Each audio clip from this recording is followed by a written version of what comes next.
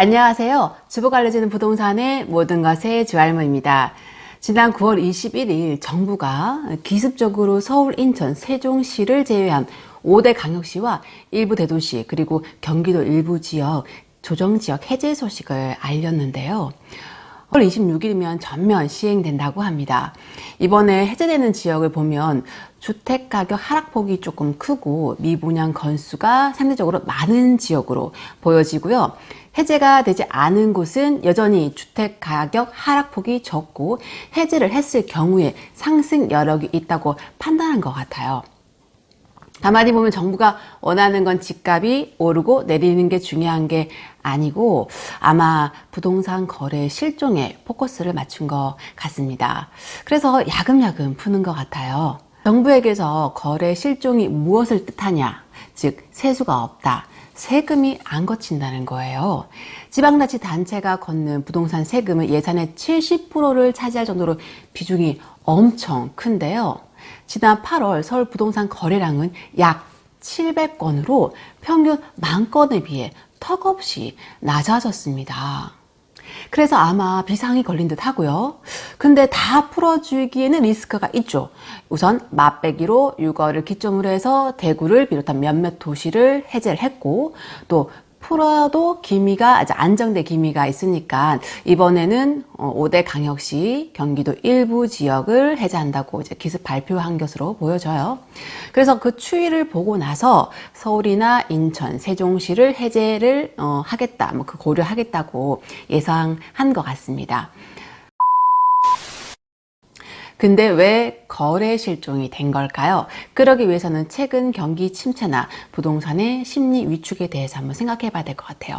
그 이유가 투기 가열치고로 인해서 대출 규제, 그리고 또 연이은 금리 인상 소식도 있고 경기 위축, 그리고 높은 인플레이션, 여러 요인들이 작용했다 보고요. 최근 2년 사이에 또 부동산 가격이 급격히 상승했죠. 거기에 대한 피로감이 한몫했지 않을까 싶습니다.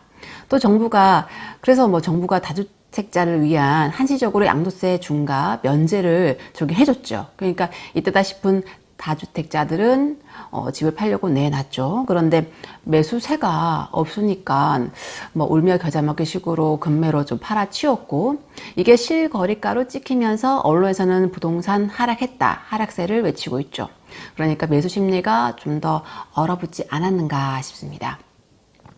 그럼 이번 규제 지역에서 비규제 지역으로 바뀌게 되면 어떻게 변하는지 한번 살펴볼게요. 크게는 대출, 청약, 세금 부분이 되겠습니다. LTV가 최대 70%까지 가능해졌습니다.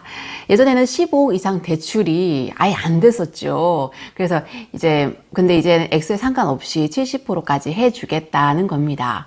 이건 실수요자나 투자 면에서도 큰 메리트죠. 아마 잠재 수요가 구매 수요로 이어지지 않을까 싶은데요. 또 DTI 같은 경우는 40에서 50% 상향 조정됐고요. DTI가 뭐냐면은 소득을 보고 대출 한도를 정하겠다. 그러니까 은행에서 너가 돈을 얼마나 버는지 보고 돈 빌려주겠다는 겁니다. 이거는 이제 소득이 높을수록 아무래도 유리하다고 생각하시면 될 것 같아요. 분양권은 최대 10년, 조정지역에서는 6년으로 전매 제한이 있었는데 이제 전매 제한이 없어지고요. 하지만 분양하는 아파트에 따라서 전매 제한이 없는 경우도 있고 6개월인 경우도 또 최대 1년인 경우가 있으니까 분양할 때마다 꼭꼭 확인해 보십시오. 자, 분양 받았을 때 중도금 대출이 50에서 60% 상향되고요. 중도금 대출 세대당 한 건만 가능했었지만 이제 세대당 2건까지 가능해집니다. 또 중도금 대출할 때 주택 수와 무관하게 대출을 해주고 주택 처분 할 필요 없었죠. 또 청약, 재당첨 기간도 제한도 없었습니다. 주택이 있어도 세대주, 세대원 모두 1순위 청약 가능해졌고요. 분양권 중에서 중도금 대출, 잔금 대출할 때 전입 의무가 없어졌습니다. 청약 당첨자 선정에도 85제곱미터 이하 같은 경우는 가점 40% 그리고 추첨 60% 보고요. 85제곱미터 초과할 시 가점은 0% 그리고 추첨은 100%로 이제 보여집니다. 그래서 1주택자이신 분들은 갈아타기 할 때 가능해졌고요. 다주택자분들에게도 당첨의 기대가 이제 생겼는데요. 85제곱미터 초과 청약하실 때 아마 전략적으로 생각을 잘 하시고 청약을 넣으셔야 할 것 같습니다. 하지만 무주택자에게는 청약 경쟁률이 조금 가열돼서 불리해지게 생겼네요. 취득세는 2주택까지 1에서 3%, 그리고 3주택부터 8% 취득세가 중과가 되고요. 양도세 중과 같은 경우는 이제 없어집니다. 양도세 비과세 요건 중에서 거주 요건이 있었죠. 근데 거주 요건 없어지고 이제 보유만 2년만 해도 비과세 가능해지고요. 주택 구입할 때 우리 자금 조달 계획서 내고 무슨 계획서 신고 의무 있었잖아요. 근데 이제 그런 신고 의무 아예 없어집니다. 투기가열 지구에서 가장 큰 문제는 아무래도 재개발, 재건축, 정비사업 규제였는데요. 아무래도 규제가 많으니까 사업이 더디게 진행된 경우가 많았습니다. 근데 이번에 비조정 지역으로 전환되면서 이번에 정비사업에 좀 숨통이 트이게 생겼죠. 조합원 지위 양도 금지 기간이 재건축은 이제 조합 설립 인가에서부터 소유권 이전 등기까지였고, 근데 재개발 같은 경우는 관리처분 인가부터 소유권 이전 등기까지 금지가 되었습니다. 하지만 이번 규제가 해제됨으로부터 비규제 지역은 양도 지위가 아주 자유로워졌고요. 조합원 같은 경우는 재당첨 기간 5년 규정도 사라지면서 조합원이 일반 분양권이나 아니면 조합원 분양권을 사고 팔고 취득도 가능해졌습니다. 또 투자자들에게 가장 부담이 됐던 이 이주비 대출 부분인데요.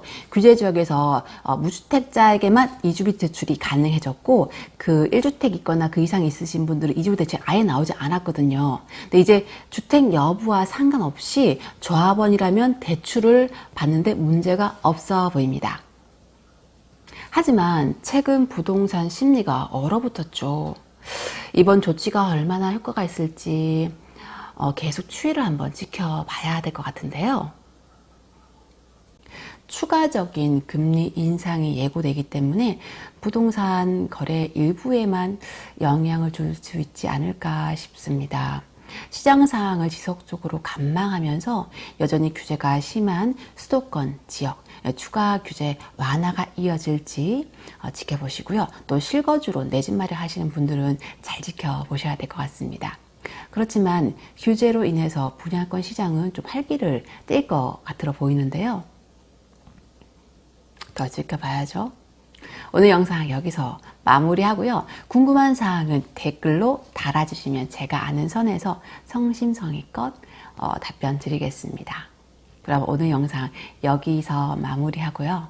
다음 시간에 또 뵙겠습니다. 성공 투자하세요. 감사합니다. 안녕.